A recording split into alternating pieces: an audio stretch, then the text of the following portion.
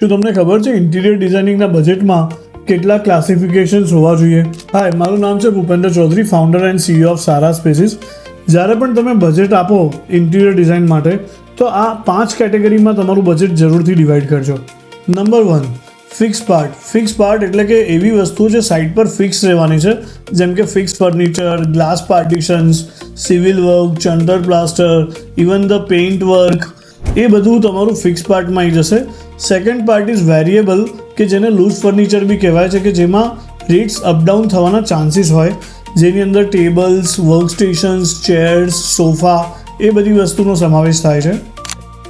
The third part is services. Services જેમ કે electrical, HVAC, fresh air, fire sprinkler system કે smoke detector system, તમારી professional services, project management services, deep cleaning services, એ બધું એ સર્વિસીસના હેડમાં આવે.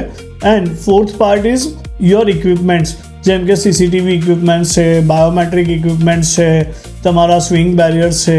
That comes in two the equipments parts. And fifth and most important is decoratives and optional upgrades. જેમ કે કોઈકને ગ્લાસ પાર્ટિશન્સ અપગ્રેડ્સ કરાવવું હોય, કે આપણે સ્લિમ સિરીઝમાં અપગ્રેડ કરવું છે, તો કેટલું ડિફરન્સ થાય. પછી ડેકોરેટિવ્સમાં પ્લાન્ટર્સ છે, કે પછી તમારી ફોટો ફ્રેમ્સ છે, વોલપેપર્સ છે, એનું તમારે અલગથી બજેટ કેટલું રાખવાનું છે. એકોસ્ટિક્સ માટે તમારે કોઈક પ્રોવિઝન્સ કરવું હોય, તો એ તમે કેટલું પ્રોવિઝન્સ કરશો. That depends on the requirement of clients. અને એ પ્રમાણે આ 5 ક્લાસિફિકેશન્સથી એક આખું બજેટ તૈયાર થાય.